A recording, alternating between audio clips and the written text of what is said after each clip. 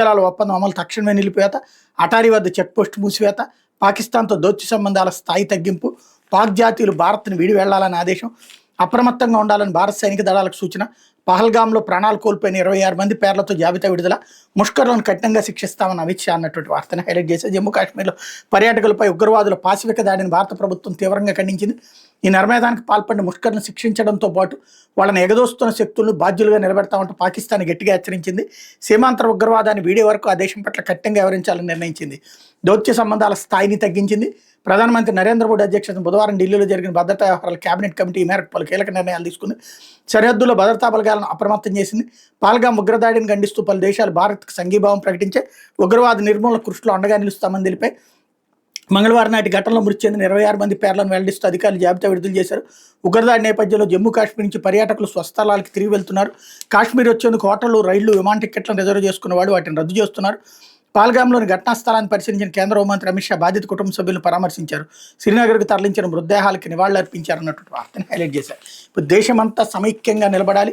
కేంద్రం చేపట్టే ప్రతి కార్యక్రమానికి సంఘీభావం, దేశ సుస్థిరత సమగ్రతను దెబ్బతీసే శక్తులను ధీటుగా ఎదుర్కోవాలి. ముఖ్యమంత్రి చంద్రబాబు ఉగ్రదాడి మృతులకు నివాళి.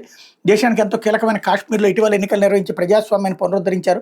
ఉగ్రవాదాన్ని నిర్మించి గత 3 ఏళ్లుగా ప్రశాంత వాతావరణంలో అభివృద్ధికి శ్రీకారం చుట్టారు. అలాంటి సమయంలో ఉగ్రదాడి జరగడం చాలా బాధాకరం. దేశంలో ఉన్న ప్రతి ఒక్కరు దీన్ని తీవ్రంగా ఖండించాలని ముఖ్యమంత్రి చంద్రబాబు నాయుడు పేర్కొన్నారు అన్నటువంటి వార్తని హైలైట్ చేశారు. ఇకపోతే జత్వాని ఆమె తల్లిదండ్రులకు రోజుల తరబడి నిర్బంధం.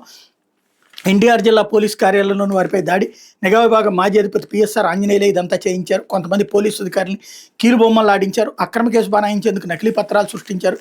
విచారణకు రమ్మంటే నాకేం సంబంధం అంటూ దబాయించారు. రిమాండ్ రిపోర్ట్లో పేర్కొన్న సిఐడి. నిఘా విభాగం మాజీ అధిపతి పిఎస్ఆర్ ఆంజనేయులు ఇతరులు కలిసి ముంబై సీనియర్ నటి కాదంబరి జత్వాని ఆమె కుటుంబ సభ్యులను రోజుల తరబడి కొండల మధ్యలో నిర్మానుష ప్రదేశాలను నిర్బంధించి దాడి చేశారని, ఎన్టీఆర్ జిల్లా పోలీస్ కార్యాలయం ప్రాంగణంలోనూ వారిపై ఇలాంటి దారుణాలు కొడుగట్టారని సిఐడి నిర్ధారించింది. ఒక అమాయక మహిళ ఆమె కుటుంబ సభ్యులను అక్రమ కేసులు ఇరికించడానికి కొంతమంది పోలీసు అధికారులు పిఎస్ఆర్ ఆంజనేయులు కీలుబొమ్మలు ఆడించారని పేర్కొంది. శాంతి భద్రతల పరిరక్షణ, హింసాత్మక ఘటనలు, నేరాల నియంత్రణ ప్రాథమిక విధిగా కలిగిన పోలీసు అధికారి కంచె చేను మేసినట్టుగా వివరించారని వెల్లడించింది. నిఘా విభాగాధిపతిగా తన హోదాను దుర్వినియోగం చేసి నేరపూర్తి చర్యకు పాల్పడ్డాన్ని వివరించింది. జత్వానిపై అక్రమ కేసు బనాయింపు, నిర్బంధం, వేధింపుల కేసులో మంగళవారం ఉదయం అరెస్ట్ అయిన పిఎస్ఆర్ ఆంజనేయులు సిఐడి అధికారులు బుధవారం ఉదయం విజయవాడలోని 3వ అదనపు చీఫ్ జ్యుడిషియల్ మ్యాజిస్ట్రేట్ కోర్టులో హాజరుపరిచారు. ఆయనకు రిమాండ్ విధించాలని కోర్టు దర్యాప్తులు గుర్తించిన అంశాలు, ఈ నేరంలో పిఎస్ఆర్ పాత్ర తదితర అంశాలు రిమాండ్ రిపోర్ట్లో సమగ్రంగా ప్రస్తావించారన్నట్టు